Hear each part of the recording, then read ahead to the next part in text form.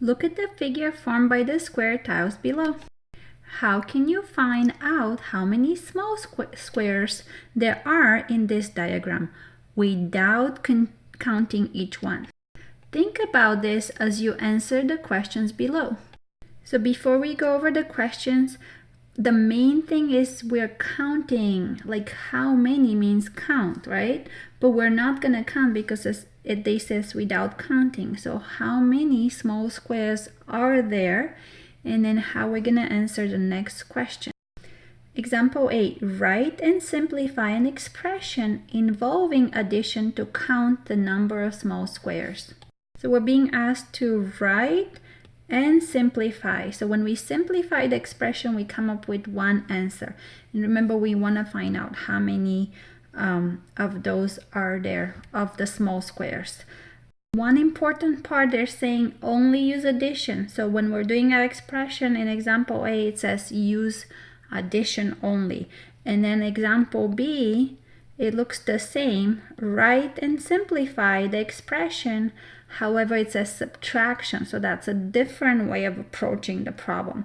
So let's start with example A. So when I have to do addition, then I don't want to count the gap at all. I don't want to take it away. So I'm looking for shapes. So let me maybe like highlight them right now. Yeah, so if I use this shape, so the blue shape, and I have the same blue shape on the other side, then that will be adding. And then I could be adding these two, and there's another, well, two groups of two. That's how I see it. If you see it 2 by 2, that's also okay. So let's write the expression. So I'm on example A. Let's see, A. So this is a 2 by 1, 2, 3, 4, 5. So we have 2 by 5 plus another 2 by 5. Now some of you might say, well, why don't you write 4 by 5? Well, yes, I could have done that too. So if you see a different way, you make sure you do it. Then remember they said only addition. So plus, I'm going to use the green here. So this is one group of 2. And then I have 2 groups of 2, 3 groups of 2. So I could have said, you know, separately. Or I could have said for those two groups of 2, or all together 3 groups of 2.